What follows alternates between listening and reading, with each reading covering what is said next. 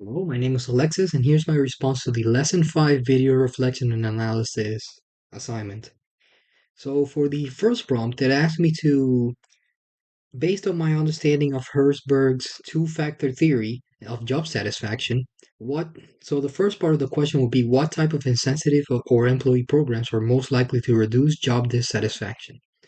Now, first off, Herzberg, based on what the book says and my understanding of what I've read, Herzberg's two-factor theory is split into two parts, hygiene and motivations.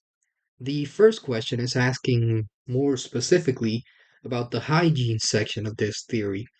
The hygiene section focuses on, instead of improving job dissatisfaction, it's focusing on not reducing it or maintaining job satisfaction by doing sort of standard procedures such as improving salaries, improving job security, and job quality overall, and slightly or moderately including improving job quality overall. Which this is a very good. It's a pretty good method of maintaining job satisfaction. It's just that it very rarely is it used to improve job satisfaction. Now, the second part of the prompt asks what type of insensitive or employee programs are most likely to increase job satisfaction. Now, this one specifically refers to the motivators part of the Herzberg's two-factor theory. This part specifically focuses on improving quality, which in effect improves job satisfaction.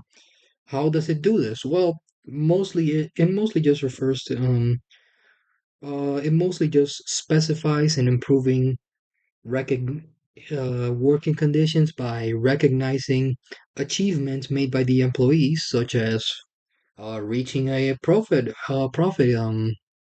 uh, reaching the expected profit the company had or surpassing it, and basically focusing on the positive aspects that the employees have had. Another thing that it focuses on is the growth of the employee. That would be it's basically the growth of the employees' job qualities and the performance overall in the business. The business um that could improve the overall quality of the employees' job job performance, which could eventually potentially improve the employees' job satisfaction. Okay, so the second prompt asks me to compare McClelland's acquired needs theory and its that in its emphasis on needs being shaped by experience and cultural backgrounds over time to Maslow's hierarchy of needs and the ERG theory. So, starting off, Mas McLe I'm so sorry. McLelland's theory basically it divides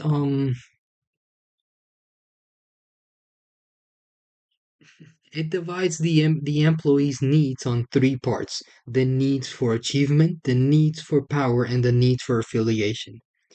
And it specifies that these needs can be improved over time through training and overall practice of the specific job.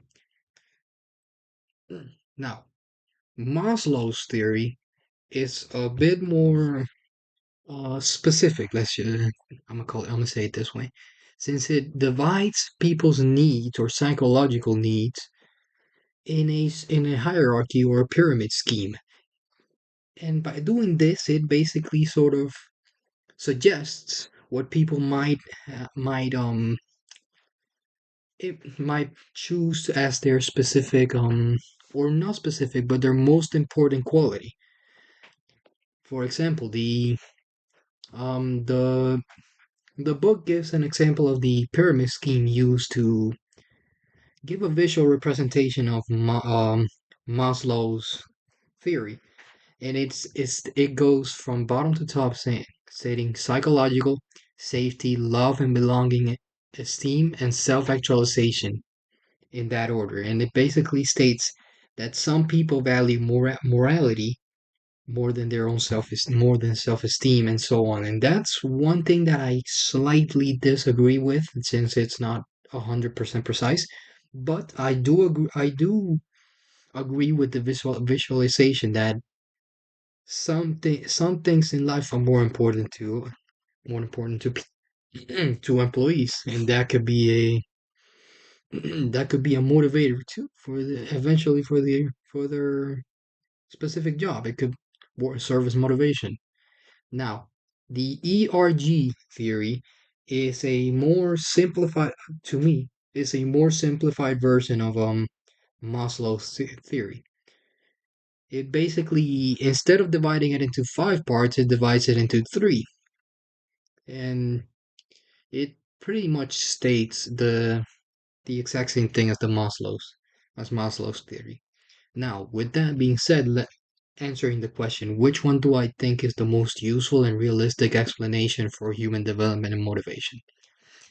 So I was between McLeland's and Maslow's theories, and even though I agree with McLeland's theory that those three needs could be um, can be improved with training and practice, I prefer Maslow's theory since it's a lot more detailed and a lot more specific on the needs that people may have and how some needs are more important than others.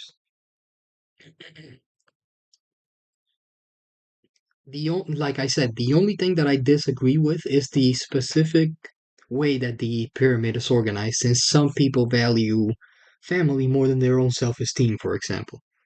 No, it's not necessarily every single case, but just some of them.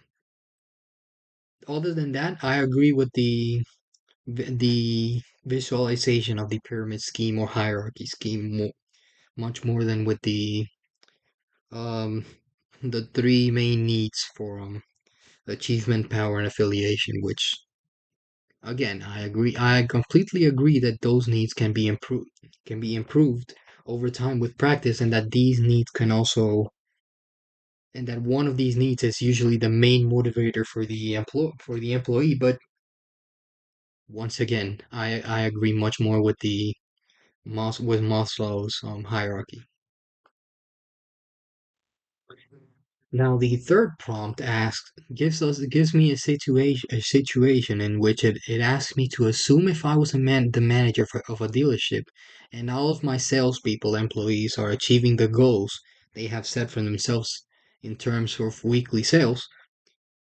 How could this be a bad thing? How could there be a problem with this?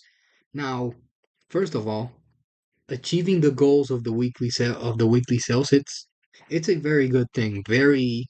It means that each individual employee met the uh specific goals they set for themselves, or the company set for them. And it usually means that they're bringing profits to the company, as well as they're doing their job effectively. However, according to the book, goals shouldn't be neither too easy nor too difficult to achieve, meaning that they should be somewhere in between, somewhere in the middle, not too easy, not too difficult. Now, I completely agree that all of these employees should be should be motivated using Herzberg's two-factor theory, specifically the motivation theory, and they should be focusing on growth and improving themselves, even though they did a terrific job on their selves. However, since these goals were achieved by every single employee, it either means that each employee is outstanding at their job, or that there need to be drastic changes in the goals placed on the employees, since the goals themselves are too easy. And if the goals are too easy, eventually the employees are gonna lose their interest, they're gonna lose their motivation, and they're not gonna do such a good job, or they might not, or they might stop doing a good job, and eventually performance is gonna go down drastically. So I believe the best thing to do for this situation is to increase play around with the goals a little bit.